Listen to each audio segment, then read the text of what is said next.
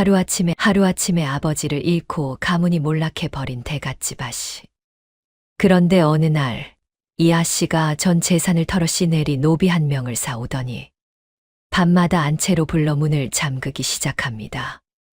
도둑놈의 딸이 이제는 노비까지 방해들이는구나. 고을 사람들은 온갖 손가락질을 하며 비웃었습니다. 하지만 그들이 본 건 시작에 불과했습니다. 아씨 윤설아는 왜 제 이름이 더럽혀지는 수모를 겪으면서도 밤마다 그 사내를 안채 깊숙이 들였던 것일까요? 거지꼴이 된 대갓집 아씨가 밤마다 몰래 들인 노비. 소문의 끝에서 진주고을 전체를 뒤집어 버릴 기막힌 반전이 지금 시작됩니다. 사연 시작 전 구독과 좋아요 눌러주시면 영상 제작에 큰 힘이 됩니다. 이야기 시작합니다. 옛날 옛적 경상도 진주고을에 큰 흉년이 든 해가 있었습니다. 봄부터 비가 내리지 않았지요. 논바닥은 거북 등짝처럼 쩍쩍 갈라지고 모를 심어도 뿌리가 내리기 전에 말라 죽었습니다. 여름이 지나도록 하늘은 구름 한 점 내주지 않았고 가을이 와도 곳간에 들어설 쌀이 없었습니다. 장터는 텅 비고 아이 울음소리조차 기운이 없었지요. 굶주린 백성들은 관아 환곡 창고 앞으로 몰려들었습니다. 환곡이란 봄의 관아에서 곡식을 빌려주고 가을 수확 후 갚게 하는 제도였으니 이 흉년의 백성들이 기댈 곳은 그곳뿐이었지요. 어미들은 등에 아이를 업은 채 창고 문 앞에 엎드렸고 노인들은 지팡이에 몸을 기댄 채 하루 종일 그 자리를 지켰습니다. 울부짖는 소리가 관아 담장을 넘어 고을 전체에 퍼졌지요. 그런데 이 혼란한 때를 틈타 제 배를 불리는 자들이 있었습니다. 진주 고을 현감 박현감과 윤씨 문중의 사촌 어른 윤만석이었지요. 두 사람은 밤마다 창고 뒤편에서 은밀하게 만났습니다. 환곡 쌀가마를 몰래 빼돌려 인근 상단에 팔아넘기고 그 돈을 나누어 가졌습니다. 창고 장부에는 쌀이 있는 것처럼 적어두었으나 실제 곳간은 이미 절반이 비어 있었지요. 문제는 윤씨 가문의 주인 윤참봉이었습니다. 윤참봉은 진주고을에서 손꼽히는 청렴한 향반으로 제 곳간을 털어 이웃을 먹이는 것으로 이름난 사람이었지요. 그 윤참봉이 환곡 장부를 들여다보다 이상한 낌새를 눈치챈 것입니다. 박현감과 윤만석은 머리를 맞대었습니다. 윤참봉을 그냥 두었다가는 두 사람 모두 목이 달아날 판이었으니까요. 두 사람이 꺼낸 계책은 간단했습니다. 환곡을 빼돌린 죄를 윤참봉에게 뒤집어 씌우는 것이었지요. 장부를 고치고 거짓 증인을 세우고 관아의 힘으로 눌러버리면 그만이었습니다. 권세 없는 향반 하나쯤이야 어렵지 않다고 두 사람은 생각했습니다. 그것이 얼마나 큰 씨앗을 뿌리는 일인지는 꿈에도 몰랐겠지요. 이튿날 새벽 관아 포졸들이 윤씨 가문 대문을 박차고 들어왔습니다. 달기채 울기도 전이었지요. 마당을 쓸던 몸종이 비명을 지르며 부엌 쪽으로 달아났고 사랑채에서 잠든 하인들은 허둥지둥 일어나다 포졸들에게 밀려 담장 쪽으로 내몰렸습니다. 대청마루에서 잠을 깬 윤참봉은 포승줄이 두 손에 감기기도 전에 죄목을 들었습니다. 환곡 쌀을 빼돌린 죄, 관아 장부를 위조한 죄. 윤참봉은 낯빛 하나 변하지 않고 포졸들을 바라보았습니다. 내가 그런 짓을 했다면 하늘이 알고 땅이 안다. 어디서든 밝혀질 것이다. 그러나 포졸들은 그 말을 듣지 않았습니다. 죄인의 말이란 일에 억울하다는 것이라는 듯 표정 하나 바꾸지 않고 밧줄을 조여왔지요. 윤참봉은 그렇게 포승에 묶인 채 끌려 나갔습니다. 대문 앞에는 이미 구경꾼들이 모여 수군거리고 있었지요. 누군가는 고개를 저었고 누군가는 혀를 찼습니다. 관아 포졸에게 끌려가는 모습을 보는 것만으로도 죄인이라 여기는 세상이었으니까요. 윤참봉이 옥에 갇힌 뒤로 일은 빠르게 굴러갔습니다. 고래등 갔던 기와집에는 관아의 봉인이 붙었고 사랑채와 별채는 차례로 압류되었지요. 논과 밭은 빚값이라는 명목으로 문서가 넘어갔고 대대로 내려오던 제기와 서책들마저 마당에 쌓여 팔려 나갔습니다. 혼례 때 맞춰 넣은 자개 반다지, 윤참봉이 직접 고른 벼루와 먹, 해마다 제사 때만 꺼내던 백자 제기까지 낯선 손들이 집어들고 흥정을 벌였지요. 한씨 부인은 그 광경을 멍하니 바라보다가 그 자리에서 쓰러졌습니다. 몸종들이 달려와 부인을 부축했지만 부인의 눈은 이미 초점을 잃은 채 마당만 바라보고 있었지요. 윤참봉은 옥중에서도 억울함을 호소했습니다. 하지만 박현감은 취조라는 이름 아래 매질을 멈추지 않았고 거짓 증인들은 차례로 서서 윤참봉을 가리켰습니다. 모두 돈으로 산 입들이었지요. 차가운 옥방에서 버티던 윤참봉은 끝내 병을 얻었습니다. 끼니도 변변치 않은 옥중에서 몸은 빠르게 쇠했지요. 달이 2번 바뀌기도 전에 윤참봉은 옥중에서 숨을 거두었습니다. 설하는 아버지의 시신 앞에 무릎을 꿇고 오래 앉아 있었습니다. 관아에서 내어준 것은 거적 한 장이었지요. 그 거적에 쌓인 아버지의 얼굴은 몰라볼 만큼 야위어 있었습니다. 울음도 나오지 않았습니다. 손이 떨리고 입술이 바들바들 움직였지요. 눈물은 나중에 흘리면 되었습니다. 지금은 아버지의 얼굴을 오래 들여다보고 싶었습니다. 이 얼굴을, 이 억울함을 잊지 않기 위해서였지요. 한참이 지나서야 설하는 이를 악문 채 나지막이 말했습니다. 아버님은 도둑이 아니십니다. 설아가 반드시 밝히겠습니다. 그 말은 누구에게도 들리지 않았습니다. 다만 차가운 방 안에 홀로 남겨진 그 다짐은 그날부터 설아의 뼛속 깊이 박혀 빠지지 않았지요. 몇 달이 지난 뒤 장터 한켠에 낡은 무명 치마를 입고 바느질감을 펼쳐놓은 여인이 있었습니다. 한때 진주고을에서 손꼽히는 대갓집 아씨였던 윤설아였지요. 집안이 무너진 뒤로 설아의 삶은 하루하루가 전쟁이었습니다. 비단옷은 진작에 팔려 나갔고 어머니 약값으로 옥비녀도 사라졌습니다. 가죽신도 팔았고 장롱 깊숙이 넣어두었던 옷감도 팔았습니다. 남은 것이라고는 아버지의 낡은 서책 몇 권과 다 쓰러져 가는 안채뿐이었지요. 설아는 매일 새벽 장터에 나와 삭바느질을 받았습니다. 누가 가져오든 마다하지 않았지요. 아이 포대기도 꿰매고 어른 도포도 키웠습니다. 손이 트고 눈이 침침해져도 바늘을 놓지 않았습니다. 사람들은 노골적으로 수군거렸습니다. 저희가 윤참봉 딸이라지. 환곡 도둑의 딸이 저 꼴이 됐구먼. 그러게 말이야.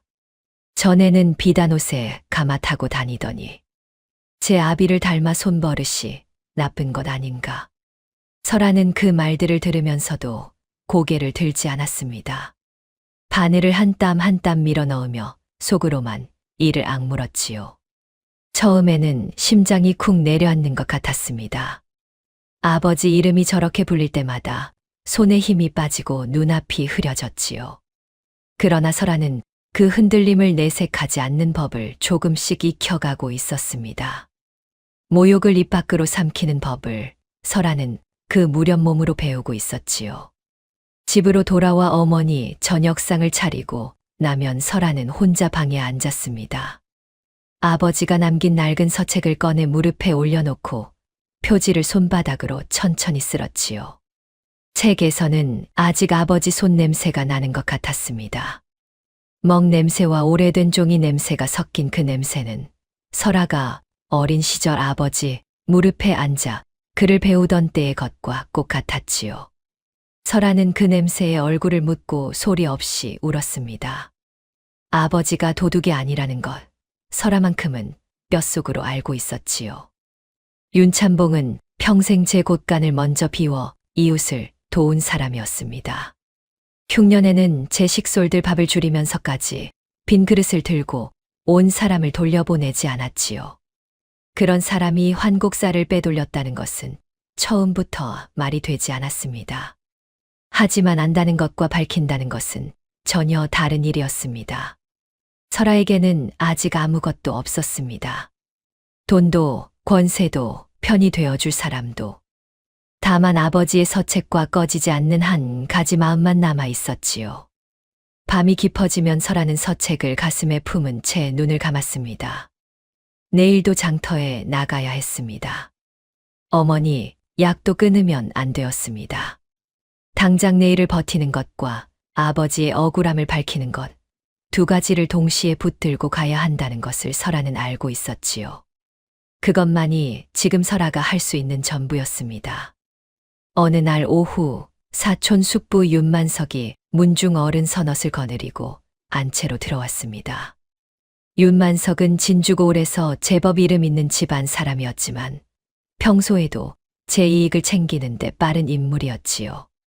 친척들 사이에서도 눈치가 빠르고 말이 번지르르 하다는 말을 들었습니다. 설아는 어릴 때부터 그 숙부가 달갑지 않았습니다. 아버지에게 웃으면서 다가왔다가 돌아서면 표정이 싸늘해지는 것을 몇 번 본 적이 있었지요. 그가 들어서는 순간부터 방 안의 공기가 달라졌습니다.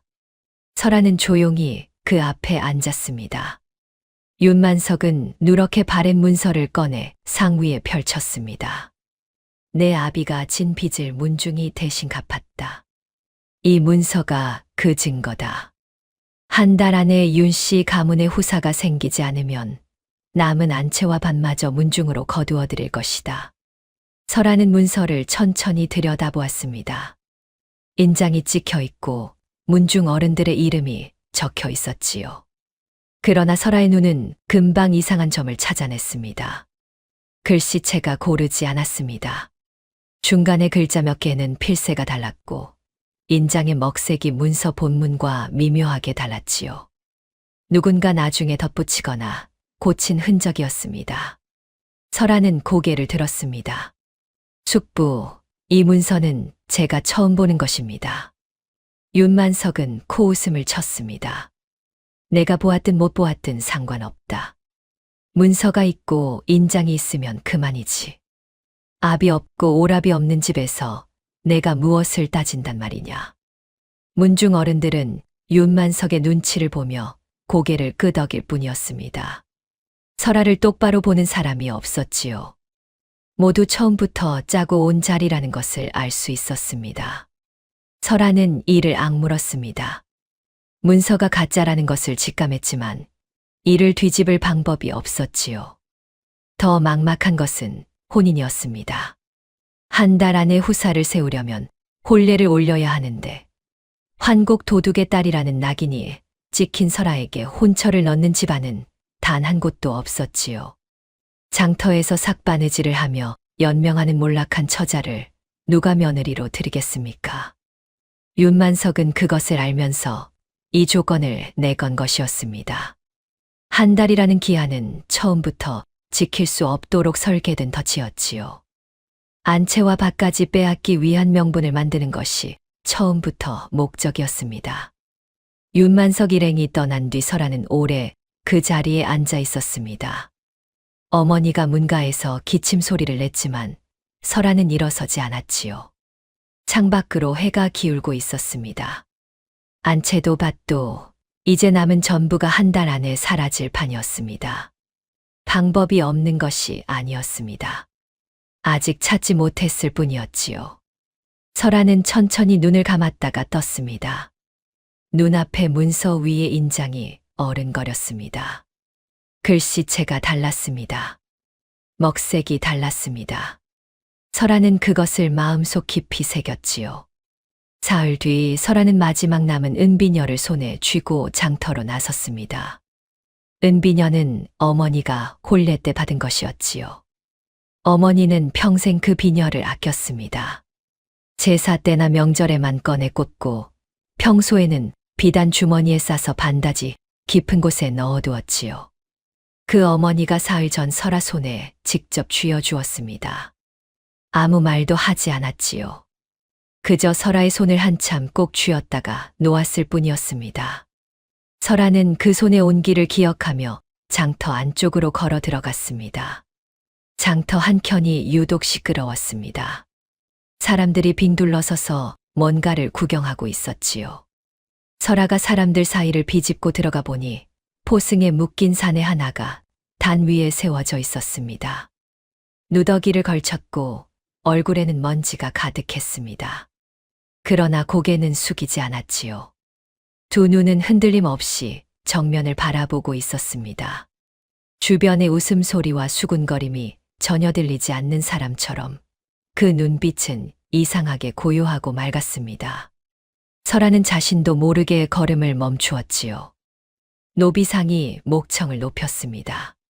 힘은 장사요, 말은 없소. 시내리로 들이든 머슴으로 쓰든 값은 하리다. 구경꾼들이 킥킥거렸습니다. 몇몇은 사내를 훑어보며 흥정을 따지는 눈치였지요. 설아는 그 사내를 가만히 바라보았습니다. 포승에 묶인 손이 거칠었고 어깨가 넓었습니다. 허름한 옷 아래로 단단한 몸이 짐작되었지요. 그러나 설아의 눈을 붙잡은 것은 그런 것이 아니었습니다. 세상에 아무것도 기댈 것 없이 홀로 서 있는 사람의 눈빛, 그런데도 무너지지 않는 눈빛이었지요. 설아는 그 눈빛에서 무언가 낯익은 것을 보았습니다. 자신의 눈빛과 닮아 있었습니다. 설아는 한 걸음 앞으로 나섰습니다. 이 사내 내가 사겠소.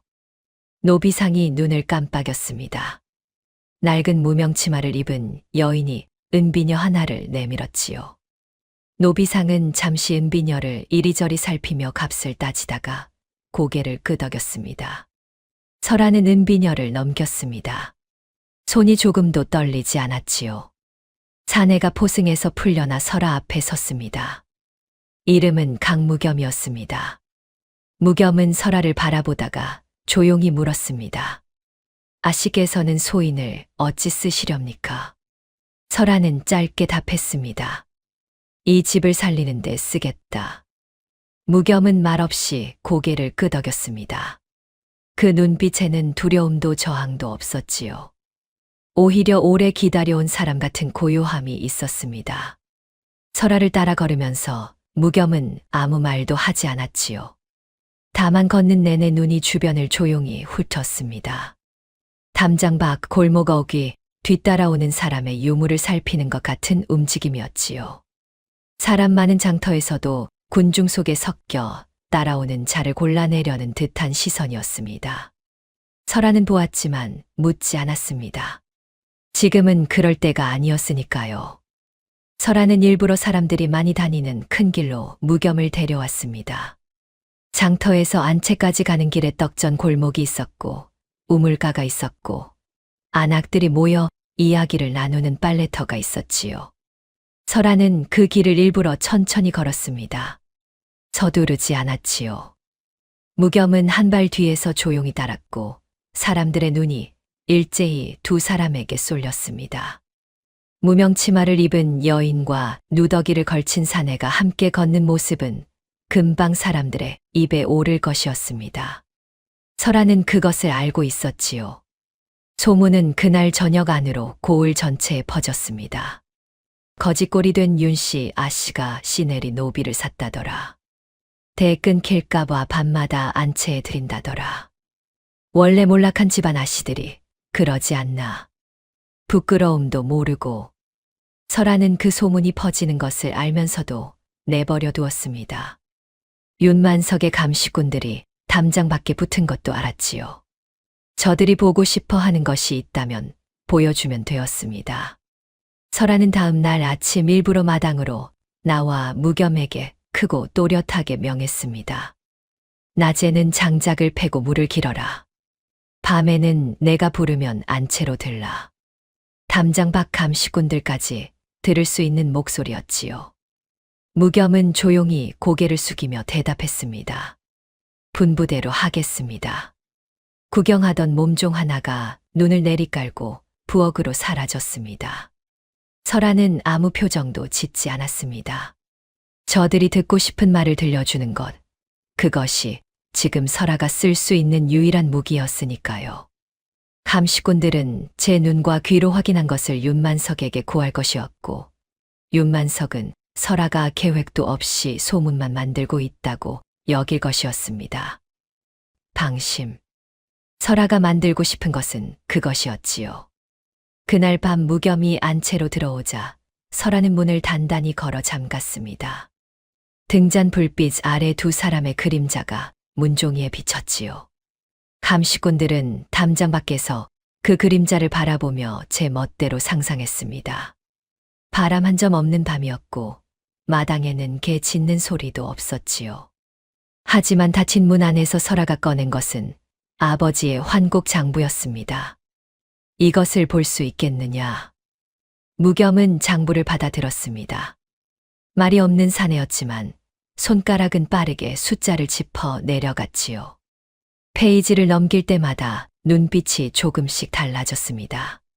설아는 그 모습을 지켜보며 입술을 꽉 다물었습니다. 이 사내가 장부를 읽는 속도가 예사롭지 않았지요. 낮에 무겸은 그야말로 천한 머슴이었습니다. 새벽부터 일어나 장작을 팼지요. 도끼가 내려칠 때마다 묵직한 소리가 마당에 울렸습니다. 한 번에 패는 양이 보통 장정의 2배였지만 무겸은 서두르지 않았습니다. 힘을 아끼는 것이 아니라 그저 필요한 만큼만 쓰는 사람처럼 움직였지요.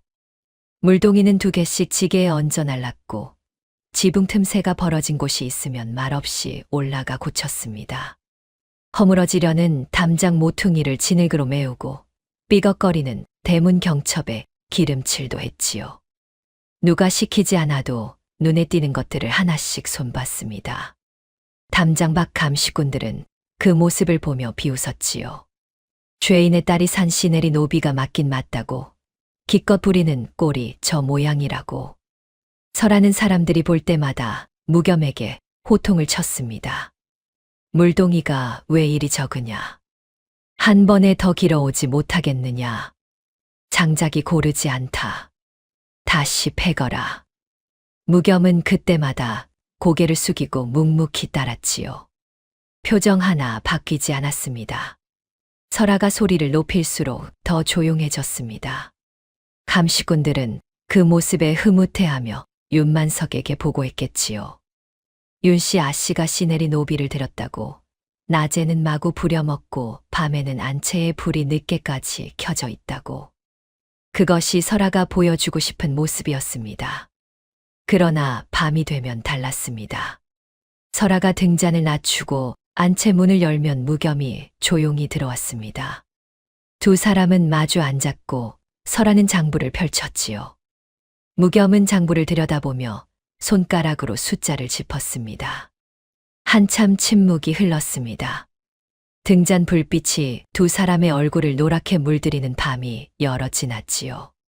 나흘째 밤이었습니다. 무겸이 장부를 들여다보다가 손가락을 멈추었습니다. 이 숫자 배열은 흑송방 거래 장부에서 쓰는 방식과 같습니다. 설아가 고개를 들었습니다. 흑송방이 무엇이냐? 무겸은 잠시 입을 다물었다가 짧게 답했습니다. 조선팔도 곡물이 움직이는 길목을 아는 자들입니다.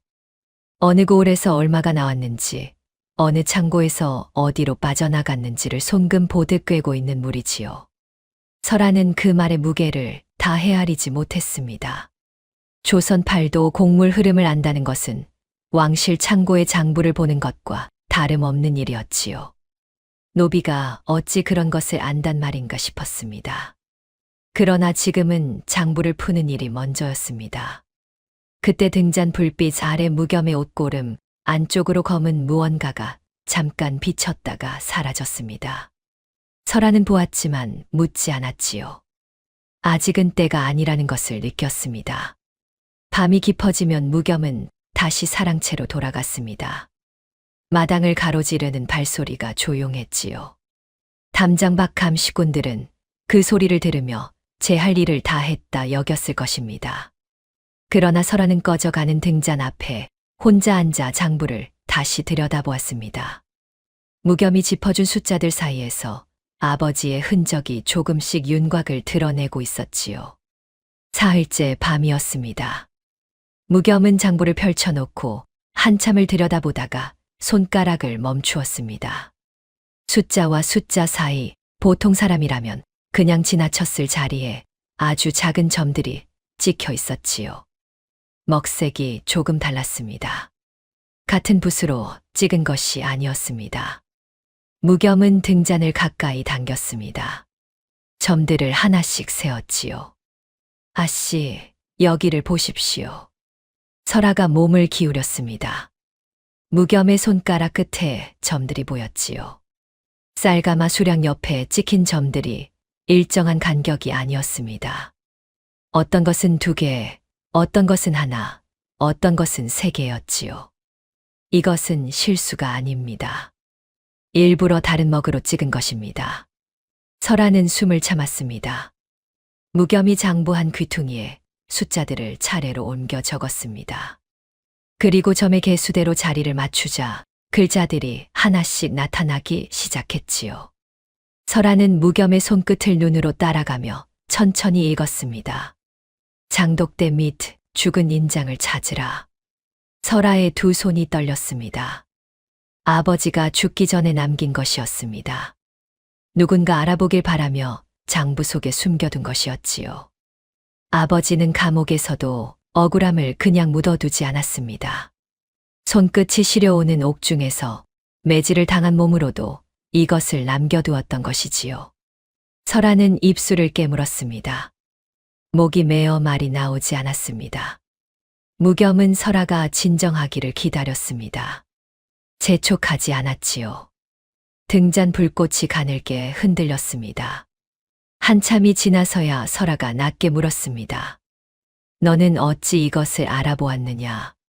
흑송방의 방식이라 했지. 무겸은 잠깐 시선을 내렸다가 답했습니다. 소인이 그 방식을 배운 적이 있습니다. 더는 말하지 않았습니다. 설아도 더 묻지 않았지요. 다만 그날 밤 설아는 무겸이 단순한 노비가 아니라는 것을 다시 한번 뼛속으로 느꼈습니다. 이 사내가 품고 있는 비밀이 장부 속 암호보다 훨씬 깊다는 것도요.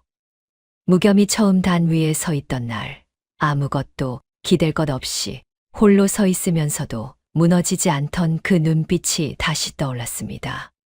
설아는 그 눈빛의 뜻을 이제 조금씩 알 것 같았지요. 등잔 불꽃이 흔들렸습니다. 2 사람은 같은 불빛 아래 마주 앉아 있었지만 서로에 대해 아직 모르는 것이 훨씬 많았지요.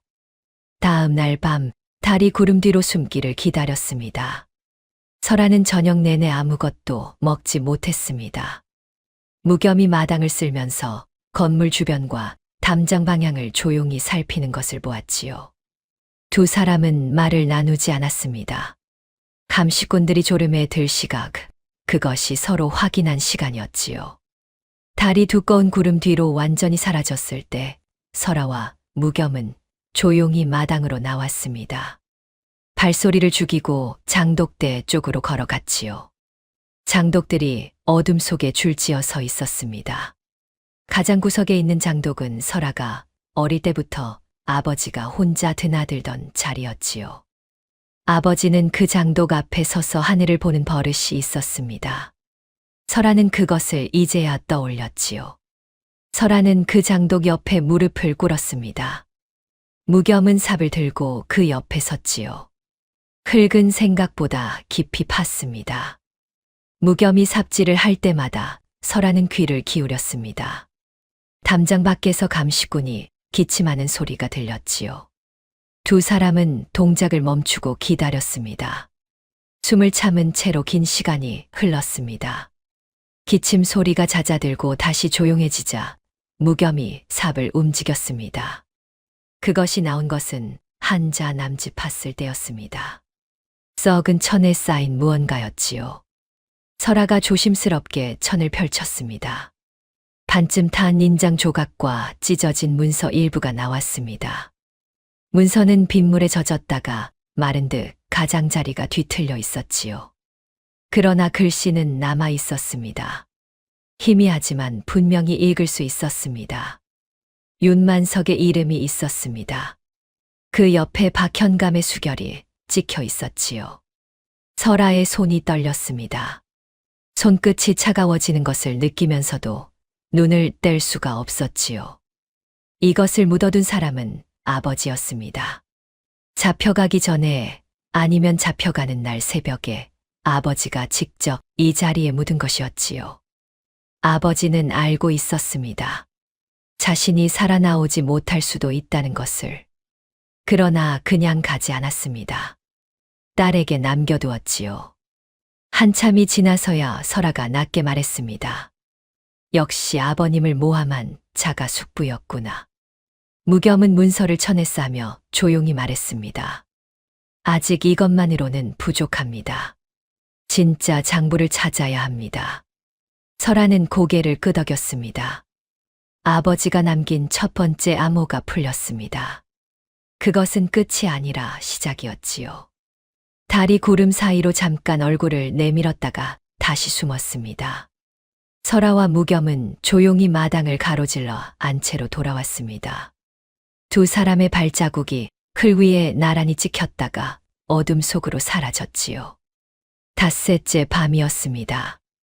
무겸은 안채에서 장부를 정리하고 있었고 설아는 문서 조각을 조심스럽게 펴서 글씨를 옮겨 적고 있었지요. 등잔 불빛이 낮게 깔린 방 안은 조용했습니다. 설아의 붓끝이 종이 위를 움직이는 소리만 들렸지요. 담장 밖 감시꾼들의 기척도 한동안 없었습니다. 무겸은 장부 끝 페이지까지 훑고 나서 잠시 눈을 감았다가 떴습니다. 그때였습니다. 마당 쪽에서 작은 소리가 들렸지요. 무겸이 먼저 고개를 들었습니다. 설아도 붓을 멈추었습니다. 소리는 작았지만 분명했지요. 담장 위를 다 넘는 소리였습니다.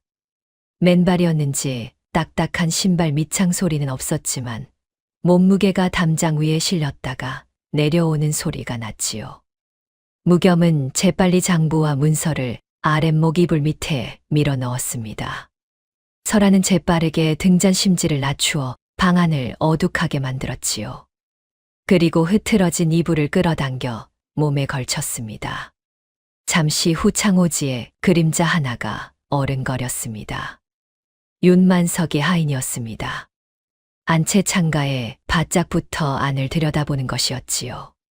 그림자는 오래 움직이지 않았습니다.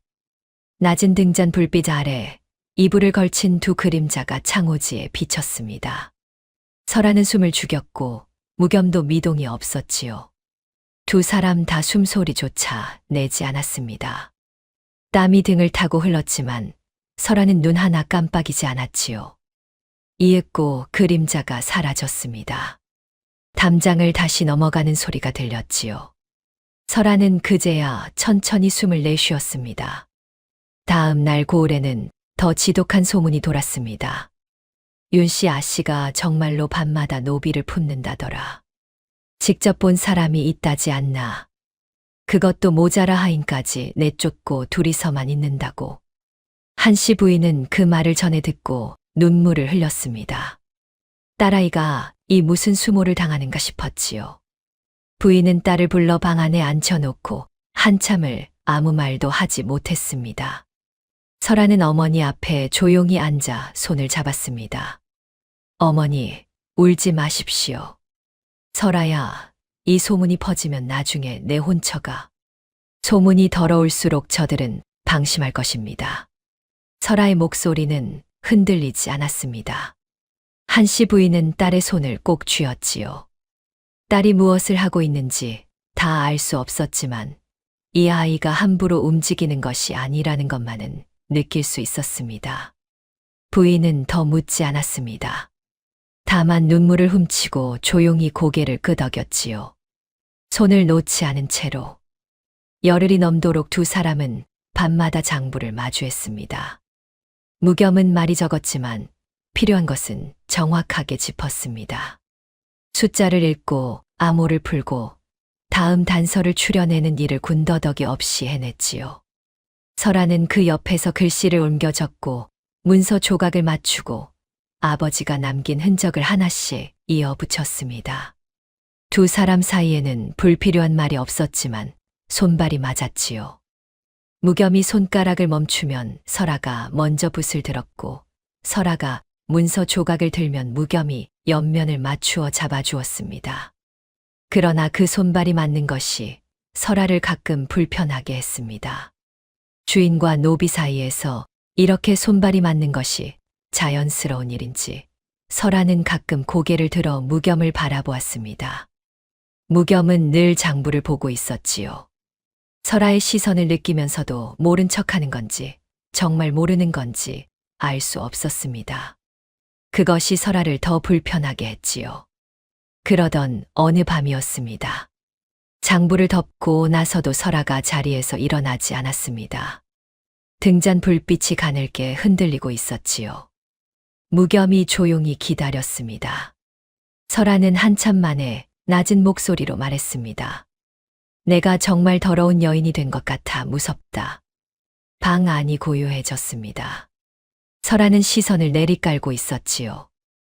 열흘 동안 쌓인 것이 그 한마디에 담겨 있었습니다. 더러운 소문, 손가락질, 어머니의 눈물, 장터에서 등을 돌리는 사람들의 뒷모습. 설아는 흔들리지 않으려 이를 악물어 왔지만 밤이 깊어지면 그 악문 이 사이로 두려움이 새어 들어왔습니다. 자신이 정말 더러운 것이 되어버린 것은 아닌가 하는 두려움이었지요. 무겸은 한참 침묵했습니다. 그러다 조용히 말했지요. 아씨는 더럽혀진 것이 아닙니다. 더러운 자들의 흙탕물 속에서도 집안을 지키고 계신 것입니다. 설아의 눈시울이 붉어졌습니다. 무겸은 더 말을 잇지 않았지요. 다만 설아의 손 위에 자신의 손을 살며시 얹었다가 이내 거두어들였습니다. 그 온기는 잠깐이었지만 설아는 그것이 사라진 자리를 한참 내려다보았습니다. 손등 위에 온기가 남아있는 것 같았지요. 두 사람 사이에 흐르는 것이 무엇인지 설아는 이름을 붙이지 못했습니다. 주인과 노비라 하기에는 무겸이 설아를 대하는 방식이 너무 달랐고 동지라 하기에는 두 사람 사이에 아직 말하지 못한 것이 너무 많았지요. 설아는 등잔 불꽃을 바라보았습니다. 흔들리는 불꽃처럼 마음도 흔들렸지만 그 흔들림이 나쁘지만은 않았습니다. 그것이 설아를 더 두렵게 했지요. 며칠 뒤밤 무겸은 장부를 다시 처음부터 펼쳤습니다. 설아가 옆에서 붓을 들고 기다렸습니다. 첫 번째 암호를 풀었을 때와 같은 방식으로 무겸의 손가락이 숫자를 짚어 내려갔지요. 점의 위치, 먹색의 차이, 글자 사이의 간격. 이번에는 더 촘촘했습니다. 아버지가 두 번째 암호를 더 깊이 숨겨두었기 때문인지 무겸도 한 페이지를 넘길 때마다 멈추었다가 다시 시작했지요. 설아는 입술을 꼭 다문 채 기다렸습니다. 무겸의 손가락이 한 자리에서 멈추었습니다. 그리고 천천히 숫자들을 옮겨 적었지요. 점의 개수를 맞추자 글자가 나타났습니다. 별채 아궁이 및 붉은 장부가 잠들었다. 설아는 숨을 삼켰습니다. 별채는 아버지가 손님을 맞던 곳이었지요. 글 읽는 선비나 장사꾼이 찾아오면 아버지는 늘 별채에서 맞았습니다. 윤참봉이 옥에 갇힌 뒤로 아무도 드나들지 않아 먼지가 쌓여 있었지요. 설아는 그 별채 아궁이를 떠올렸습니다. 가을이 되면 아버지가 직접 불을 피우던 아궁이었습니다. 어린 설아가 그 옆에 쪼그려 앉아 불빛을 바라보면 아버지가 늘 말했지요. 불은 거짓말을 하지 않는다고. 설아는 자리에서 일어섰습니다. 지금 가야 한다. 그날 밤은 바람이 불었습니다. 구름이 달을 가리고 있었지요. 설아와 무겸은 등잔도 들지 않고 별채로 건너갔습니다. 감시꾼들의 눈에 띄어서는 안 되었으니까요. 별채 문을 열자 퀴퀴한 냄새와 함께 싸늘한 공기가 밀려 나왔습니다. 먼지가 켜켜이 쌓인 방 안에 아버지의 흔적들이 남아 있었지요. 탁자 위에 벼루, 서채꽂이, 손잡이가 다른 찻잔. 설아는 그것들을 보지 않으려 눈을 돌렸습니다. 아궁이는 구석에 있었습니다. 무겸이 아궁이 앞에 무릎을 꿇고 재를 걷어냈습니다. 차가운 재 밑에 흙이 있었고 그 흙을 파내자 무언가 단단한 것이 손에 닿았지요. 무겸이 조심스럽게 꺼냈습니다. 붉은 천에 쌓인 작은 장부였습니다. 설아가 장부를 받아 들고 펼쳤습니다. 첫 장부터 달랐지요. 날짜와 수량 쌀가마가 어디로 빠져나갔는지 낱낱이 적혀 있었습니다. 아버지의 글씨였지요. 평생 반듯하게 유지해온 그 필체가 여기서는 조금 흔들려 있었습니다. 손이 떨렸을 것이었습니다. 이것을 쓸 때 아버지는 얼마나 두려웠을까? 얼마나 억울했을까? 설아는 눈물이 차오르는 것을 느끼면서도 눈을 떼지 않았습니다. 쌀을 판 자는 박현감이었고 중간에서 문서를 꾸민 자는 윤만석이었습니다. 윤참봉의 이름은 맨 마지막 장에 있었는데 다른 글씨체로 억지로 덧써 넣은 흔적이 역력했지요. 아버지의 이름 위에 덧칠된 그 글씨가 설아의 눈에 불처럼 들어왔습니다. 설아는 장부를 두 손으로 꼭 쥐었습니다. 그리고 소리 없이 울었습니다. 어깨가 작게 떨렸고 숨이 고르지 않았지요. 무겸은 아무 말도 하지 않았습니다. 다만 설아가 울음을 삼킬 때까지 옆에 앉아 있었지요. 그 고요한 기다림이 설아에게는 어떤 위로보다 깊었습니다. 설아가 우는 소리가 담장을 넘어 안방까지 들렸습니다. 한씨 부인은 문 밖에서 그 소리를 들으며 오래 서 있었습니다. 딸아이가 무엇을 찾았는지, 이제 무슨 일이 벌어질지 부인은 알 수 없었지요. 다만 이 아이가 어디를 가든 끝까지 따라가야겠다는 생각만은 분명했습니다. 붉은 장부를 찾은 이튿날부터 윤만석의 감시꾼들이 부쩍 잦아졌습니다. 담장 밖에 하나이던 것이 둘이 되었고 낮에는 장터에서도 설아의 뒤를 밟는 자가 생겼지요. 설아는 모른 척했습니다. 그러나 속으로는 빠르게 헤아리고 있었습니다. 감시꾼의 숫자가 늘었다는 것은 저들이 무언가를 눈치챘다는 뜻이었습니다. 설아가 단순히 소문을 이용하는 것이 아니라 실제로 무언가를 찾고 있다는 것을 짐작하기 시작한 것이었지요. 윤만석은 박현감과 밀실에서 만났습니다. 설아가 장부를 찾고 있다는 것을 짐작한 두 사람은 선수를 치기로 했지요. 죄목은 두 가지였습니다. 첫째, 문중 재산을 숨긴 죄. 둘째, 천한 노비와 사통하여 문중의 명예를 더럽힌 죄. 관아의 힘으로 설아를 먼저 끌고 가면 장부 따위는 아무 힘도 쓰지 못하게 될 것이었습니다. 죄인으로 끌려간 여인이 꺼낸 장부를 누가 믿겠습니까? 두 사람은 그렇게 계산했지요. 그러나 설아는 그보다 하루 먼저 움직였습니다.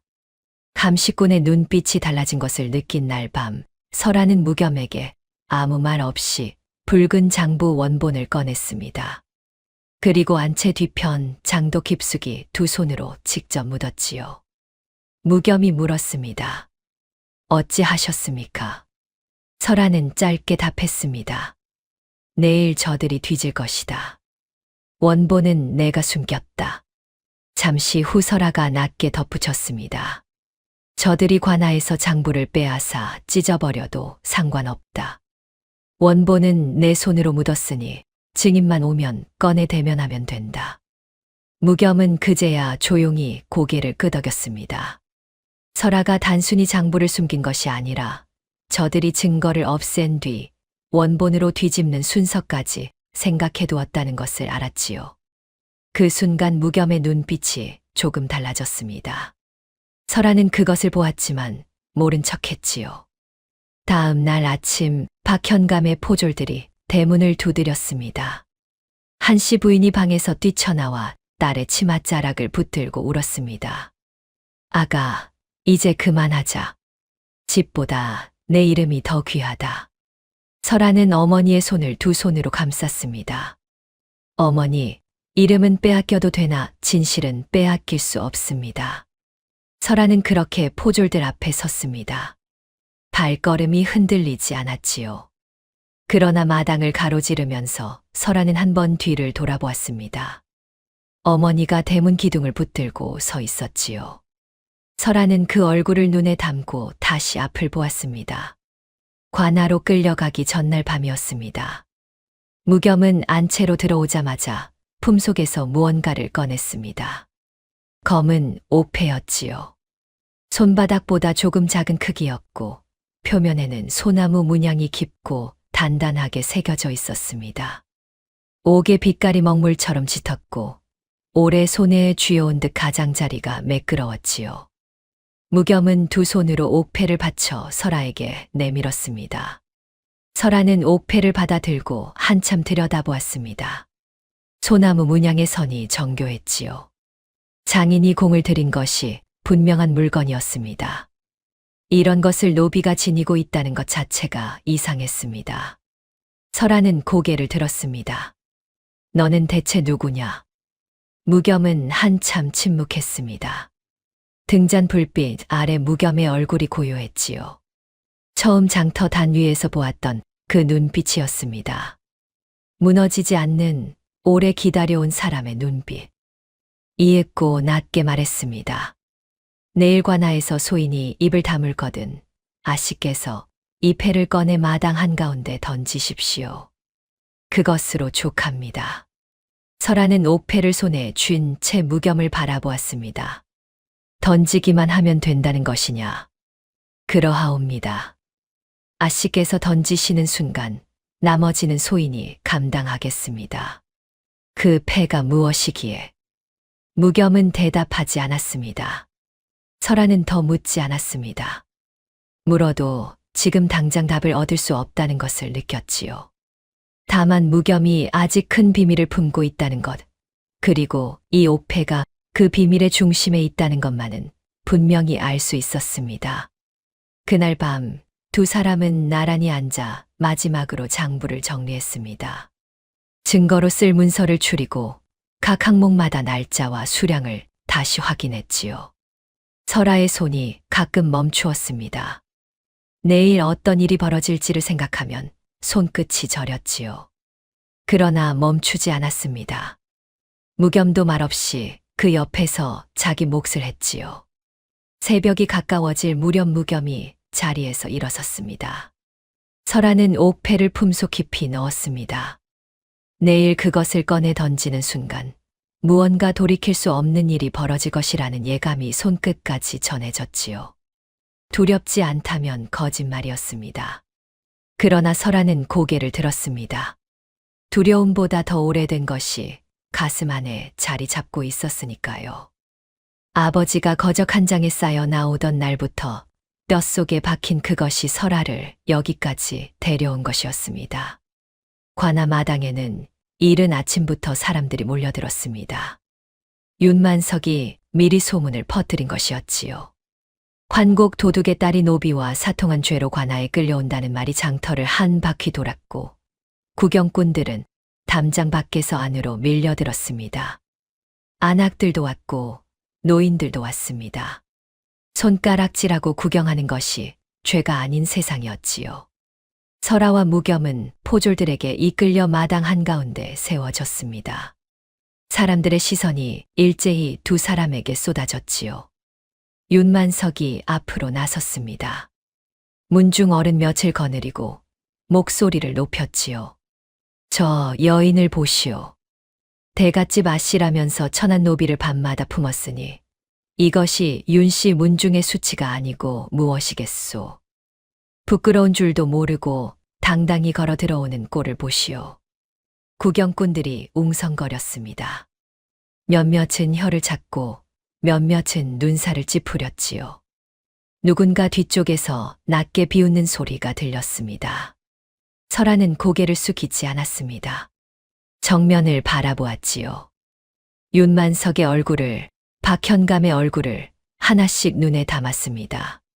박현감이 상석에 앉아 서슬퍼렇게 물었습니다. 노비와 사통한 죄를 인정하느냐? 마당이 조용해졌습니다. 설아가 입을 열었습니다. 저 사내를 밤마다 안채해 드린 것은 사실입니다. 사람들이 술렁였습니다. 윤만석의 입꼬리가 올라갔지요. 그러나 설아는 멈추지 않았습니다. 허나 제가 품은 것은 욕정이 아니라 아버님의 억울함을 풀 장부였습니다. 마당이 다시 조용해졌습니다. 이번에는 다른 종류의 고요였지요. 조금 전의 웅성거림과는 달랐습니다. 설아는 목소리를 흔들지 않았습니다. 환곡사를 빼돌린 자는 따로 있습니다. 그 자들이 아버님께 죄를 뒤집어 씌웠고 저는 그 증거를 찾아왔습니다. 윤만석의 얼굴이 굳었습니다. 박현감은 눈을 가늘게 떴지요. 구경꾼들 사이에서 다시 수군거림이 일었습니다. 조금 전과는 결이 달랐습니다. 혀를 차던 사람들이 이번에는 고개를 기울였지요. 포승에 묶인 무겸은 그 순간 설아를 바라보았습니다. 고을 사람들의 손가락질 속에서도 고개를 꼿꼿이 들고 서 있는 설아의 뒷모습을 눈에 담았지요. 장터 단 위에서 처음 설아를 보았던 날, 은비녀 하나를 내밀던 그 손이 조금도 떨리지 않았던 것을 무겸은 기억하고 있었습니다. 그 손이 지금 옷고름 안에서 옥패를 만지고 있을 것이었지요. 무겸의 두 손이 포승 아래에서 조용히 쥐어졌습니다. 이 자리가 끝나기 전에 설아가 옥패를 꺼낼 것이었습니다. 박현감이 손을 들었습니다. 쓸데없는 소리는 집어치워라. 장부가 있다면 당장 내놓아 보거라. 설아는 품속에서 문서를 꺼냈습니다. 붉은 장부에서 옮겨 적은 핵심 항목들이었지요. 날짜와 수량 쌀가마가 빠져나간 경로가 낱낱이 적혀 있었습니다. 포졸 하나가 달려와 설아의 손에서 문서를 낚아챘습니다. 박현감은 문서를 훑어보더니 비웃었습니다. 이깟 종이 한 장으로 무엇을 밝히겠다는 것이냐. 이것은 내가 꾸며낸 것일 수도 있지 않느냐. 그러면서 포졸에게 눈짓했습니다. 찢어버리라는 뜻이었지요. 포졸이 두 손으로 문서를 잡아 찢으려는 순간 무겸이 앞으로 나섰습니다. 포승에 묶인 몸이었습니다. 그러나 한 발 앞으로 내디디는 걸음이 조금도 흔들리지 않았지요. 마당에 있던 사람들이 저도 모르게 물러났습니다. 무겸의 눈빛이 달라진 것을 느꼈기 때문이었지요. 낮에 무겸, 장작을 패고 물을 깃던 천한 머슴의 눈빛이 아니었습니다. 마당 전체를 아우르는 낮고 무거운 눈빛이었지요. 현감날이 그 장부를 찍기 전에 먼저 한양 흑송방의 직인을 확인하셔야 할 것입니다. 목소리가 낮고 단단했습니다. 관아 마당 끝까지 또렷이 들렸지요. 무겸은 포승에 묶인 손을 천천히 움직여 품속에서 작은 직인을 꺼냈습니다. 붉은 인주가 묻어있는 직인이었지요. 마당이 얼어붙었습니다. 천안 시내리 노비가 갖고 있을 수 없는 물건이었습니다. 구경꾼들이 서로를 쳐다보았지요. 윤만석의 얼굴이 흙빛으로 변했습니다. 박현감도 자리에서 일어서지 못했지요. 구경꾼들 사이에서 웅성거림이 번져나갔습니다. 설아는 그 순간 품속에 손을 넣었습니다. 옥패가 손에 닿았지요. 무겸이 말했던 그 순간이 지금이었습니다. 설아는 옥패를 꺼냈습니다. 망설임이 없었습니다. 손을 들어 관아 마당 한가운데로 힘껏 던졌지요. 검은 옥패는 돌바닥 위에 떨어지며 맑고 단단한 소리를 냈습니다. 유리 같기도 하고 쇠 같기도 한 그 소리가 마당 구석구석까지 퍼져나갔지요. 사람들이 일제히 옥패를 바라보았습니다. 아무도 말을 하지 않았습니다. 그 소리가 채 사라지기도 전이었습니다. 관아 대문이 활짝 열렸습니다. 진주 객주에서 이름 높은 송대방이 앞장서서 들어왔습니다. 뒤로 증인 여럿이 따랐고 한양에서 내려온 장부 보따리를 든 사람들이 줄지어 들어왔지요. 말을 탄 사람도 있었고 먼 길을 걸어온 듯 먼지를 뒤집어 쓴 사람도 있었습니다. 한두 명이 아니었지요. 마당이 순식간에 가득 찼습니다. 송대방은 마당 한가운데까지 걸어 들어오더니 무겸 앞에 무릎을 꿇었습니다. 대방마님 분부하신 한양장부와 증인들을 모두 데려왔습니다. 마당이 술렁였습니다. 대방마님. 그 두 글자가 공기 중에 떠올랐지요. 천안 시내리 노비라 손가락질 받던 당무겸을 향해 진주, 객주의 대방이 무릎을 꿇었습니다. 구경꾼들의 눈이 휘둥그레졌지요. 그 자리에 있던 누구도 입을 열지 못했습니다. 무겸은 포승을 끊었습니다. 포졸 중 누구도 막지 못했지요. 무겸은 천천히 마당 가운데 섰습니다. 소인은 윤씨 가문에 팔려온 노비가 아닙니다. 윤참봉의 은혜를 갚기 위해 노비의 옷을 입고 들어온 사람입니다. 목소리가 흔들리지 않았습니다. 윤만석의 감시꾼들이 이 집 담장을 에워싸고 있었으니 신분을 드러내고 들어왔다면 그날로 증거는 사라지고 아씨는 더 깊은 함정에 빠졌을 것입니다. 소인이 선택할 수 있는 방법은 하나뿐이었습니다.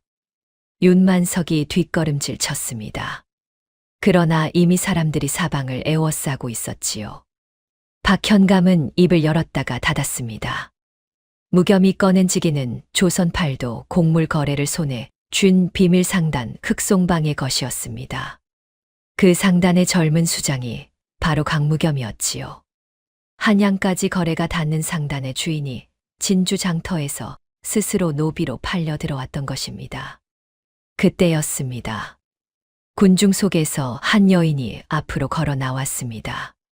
한씨 부인이었지요. 병든 몸을 이끌고 관아까지 따라온 것이었습니다. 아무도 모르게 뒤에서 따라온 것이었지요. 부인의 걸음이 느렸지만 흔들리지 않았습니다. 사람들이 저도 모르게 길을 비켜주었습니다. 마당 한가운데까지 걸어 나온 부인은 숨을 한 번 고르더니 떨리는 목소리로 외쳤습니다. 내 딸은 도둑의 딸이 아니오. 내 남편은 도둑이 아니었소. 목이 메었습니다. 눈물이 쏟아졌지요. 목소리가 끊어졌다가 다시 이어졌습니다. 더 이상 말을 잇지 못했지만 그 한마디가 관아 마당을 가득 채웠습니다. 구경하던 백성들이 조용해졌습니다. 혀를 차던 사람들도 고개를 숙였지요. 안악 하나가 눈물을 훔쳤습니다. 설아는 숨을 삼켰습니다. 눈물이 차오르는 것을 느끼면서도 고개를 들었습니다. 옥패를 건네봤던 밤, 무겸이 던지기만 하면 된다고 했던 말의 무게가 이제야 온전히 느껴졌지요. 이 자리에 이 많은 사람들이 모인 것, 증인들이 한양에서 내려온 것, 모두 그 옥패를 던지는 순간을 기다리고 있었던 것이었습니다. 설아는 어머니 곁으로 걸어가 손을 잡았습니다. 두 사람은 말없이 서 있었습니다. 마당 가득 퍼진 한씨 부인의 목소리는 오래도록 사라지지 않았지요. 송대방이 풀어놓은 한양 장부는 방대했습니다. 환곡살이 어느 창고에서 빠져나와 어느 상단을 거쳐 어느 고을에 팔렸는지 날짜와 수량과 거래처가 낱낱이 기록되어 있었지요. 수십 장에 달하는 장부가 펼쳐지자 관아 마당에는 낯선 침묵이 내려앉았습니다. 증인들은 차례로 나서서 박현감과 윤만석에게 직접 쌀을 넘겼다고 진술했습니다. 한 사람씩 날짜까지 대며 말했지요. 설아가 안채 장독 밑에 묻어두었던 붉은 장부 원본도 꺼내어졌습니다. 관아 서리가 두 장부를 나란히 펼쳐놓고 하나하나 대조했지요. 날짜가 맞았습니다. 수량이 맞았습니다. 거래처가 맞았습니다. 박현감은 더 이상 입을 열지 못했습니다. 한양 장부와 붉은 장부, 두 기록이 맞아떨어지는 것을 보면서 마당에 선 사람들은 입술을 다물었지요. 윤만석이 꾸민 문중 문서도 위조로 밝혀졌습니다. 인장의 먹색이 문서 본문과 다르다는 것, 문중 어른 몇몇의 이름이 동의 없이 도용되었다는 것이 드러났지요. 속은 줄도 몰랐던 문중 어른들이 분개하며 앞으로 나섰습니다. 그중 한 어른이 윤만석을 향해 손가락을 들었습니다. 이놈, 내 이름을 도용하여 어린 조카를 내몰았느냐. 윤만석은 말을 잇지 못했습니다. 무겸의 이야기도 그날 마당에서 밝혀졌습니다. 무겸이 어린 시절 흑송방은 탐관오리에게 쫓겨 몰살 위기에 처한 적이 있었지요. 밤새 포졸들이 상단 사람들을 뒤쫓을 때 목숨을 걸고 그들을 숨겨주고 관아의 눈을 돌린 사람이 바로 윤참봉이었습니다. 윤참봉은 그 일로 두고두고 관아의 눈밖에 났지만 끝내 발설하지 않았지요. 무겸은 그 은혜를 마음 깊이 새기고 있었습니다. 설아가 몰락했다는 소식을 들었을 때 무겸은 다른 방도를 생각하지 않았습니다. 윤만석의 감시꾼이 집 안팎을 틀어막은 것을 알고 장터에서 스스로 노비로 팔려 들어온 것이었지요. 그것이 안으로 들어갈 수 있는 유일한 방법이었으니까요. 설아는 그 말을 들으며 눈물을 흘렸습니다. 내가 너를 산 줄 알았더니 내가 나를 살리러 온 것이었구나. 무겸은 처음으로 설아의 눈을 정면으로 바라보았습니다. 소인이 아씨를 처음 본 날부터 이 일이 끝나면 반드시 혼설을 올리겠다 마음먹었습니다. 설아는 아무것도 대답하지 못했습니다. 다만 눈물이 멈추지 않았지요. 관아 마당에 늦가을 햇살이 내려앉았습니다. 설아는 그 따스함이 어디서 오는지 한참 알지 못했습니다. 박현감은 그날로 파직되어 포박된 채 압송되었습니다. 관아를 나서는 박현감의 뒷모습은 볼품없었지요. 불과 몇 달 전 상석에 앉아 윤참봉에게 매질을 명하던 사람이었습니다. 윤만석은 문서 위조와 무고죄, 환곡 횡령공모죄로 그 자리에서 포박되어 옥에 갇혔지요. 진주 고을 사람들은 관아 앞에 모여 그 모습을 지켜보았습니다. 몇 달 전 윤씨 가문대문을 박차고 들어오던 포졸들이 이번에는 윤만석을 끌어내는 것을 말없이 바라보았지요. 윤씨 가문의 전답과 안채는 설아 모녀에게 돌아왔습니다. 윤참봉의 누명도 공식으로 벗겨졌지요. 고을 사또는 윤참봉의 이름을 관아 문서에서 복권하고 억울하게 빼앗겼던 것들을 돌려받도록 명했습니다. 마당에 쌓여 팔려나갔던 것들 중 일부는 이미 돌아올 수 없었지만 논과 밭은 돌아왔습니다. 전담 문서를 받아든 날, 한씨 부인이 그것을 가슴에 안고 오래 있었지요. 그러나 설아는 쉽게 웃지 못했습니다. 안채로 돌아온 첫날 밤, 설아는 혼자 아버지의 방에 앉았습니다. 낡은 서책을 무릎에 올려놓고 표지를 손바닥으로 천천히 쓸었지요. 아버지가 살아 돌아온 것이 아니었습니다. 집이 돌아오고 이름이 돌아왔지만 아버지는 돌아오지 않았지요. 서책은 그 자리에 있었지만 그 책을 읽어주던 목소리는 없었습니다. 설아는 한참을 그렇게 앉아 있었습니다. 다음 날 무겸이 찾아왔습니다. 설아는 마루에 앉은 채 말했습니다. 온 고을은 이미 나를 노비를 품은 여인이라 기억할 것입니다.